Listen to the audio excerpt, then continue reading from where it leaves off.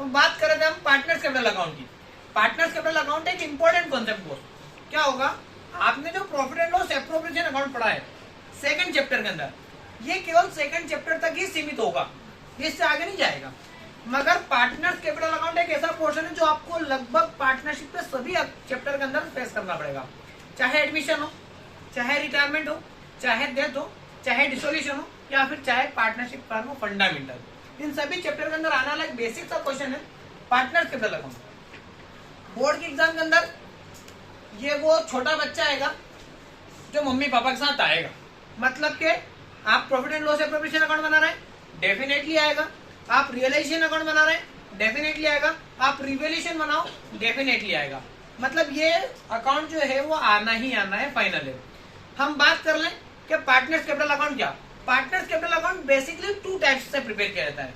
How many types? 2 types. Which 2 types? Number 1 fixed capital method और number 2 fluctuating capital method. कितनी method? 2 method. कितनी method? 2 method. पहली method fixed, दूसरी method fixed. Method में 2 account बनते हैं। कितने अकाउंट बनते हैं? 2 अकाउंट। फिक्स्ड मेथड के अंदर 2 अकाउंट जो बनते हैं, इसमें एक होता है पार्टनर्स कैपिटल अकाउंट, दूसरा होता है पार्टनर्स करंट अकाउंट। कितना अकाउंट?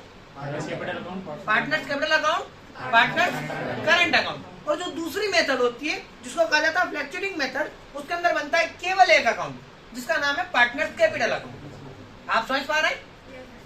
पार्टनर्स कैपिटल अकाउंट कितनी मेथड से प्रिपेयर होते हैं? 2 मेथड। पहली मेथड का नाम फिक्स्ड कैपिटल मेथड, दूसरी मेथड का नाम फ्लक्चुएटिंग मेथड। कौन सी मेथड में 2 अकाउंट प्रिपेयर होते हैं?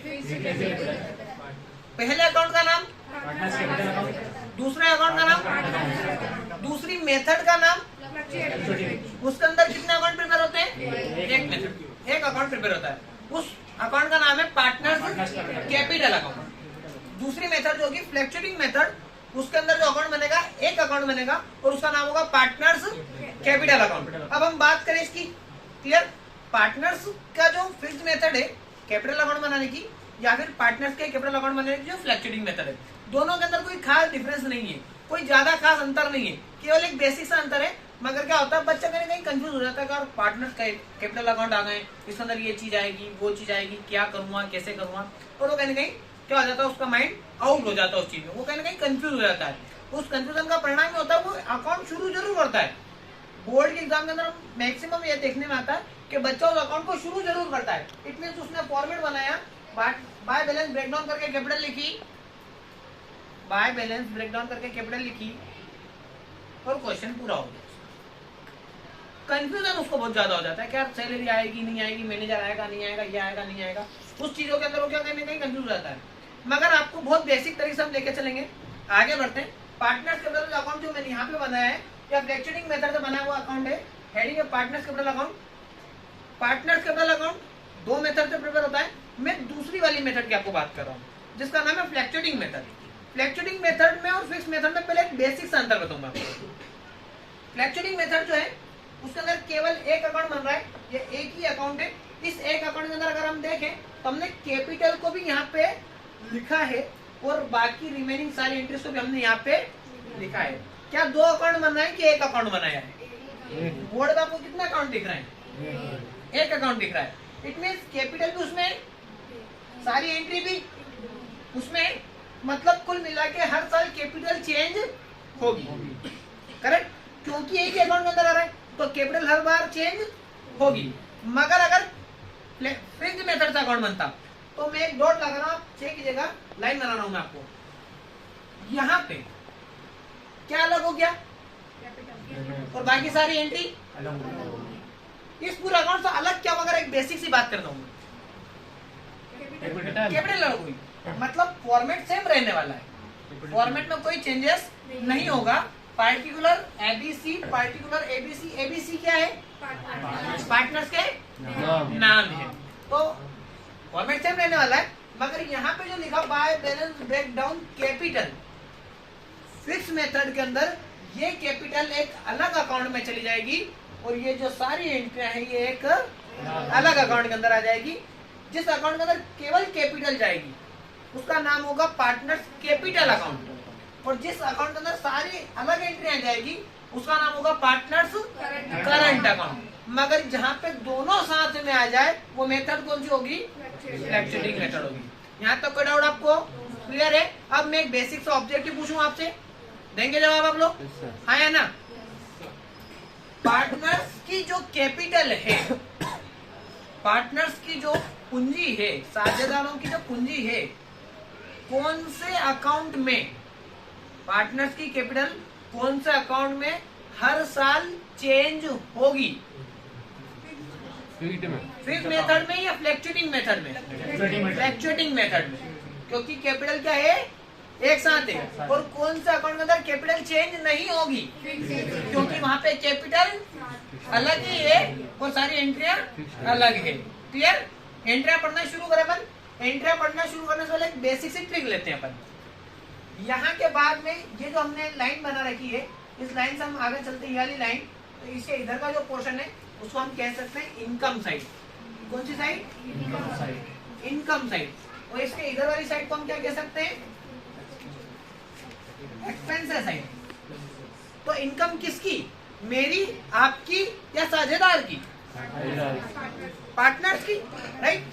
और एक्सपेंसेस किसके? मेरे, आपके या फिर पार्टनर्स के? पार्टनर्स के। Is it clear? तो पार्टनर्स रिलेटेड सारी इनकम, पार्टनर्स रिलेटेड सारी इनकम पार्टनर्स कैपिटल अकाउंट में किस साइड आएगी?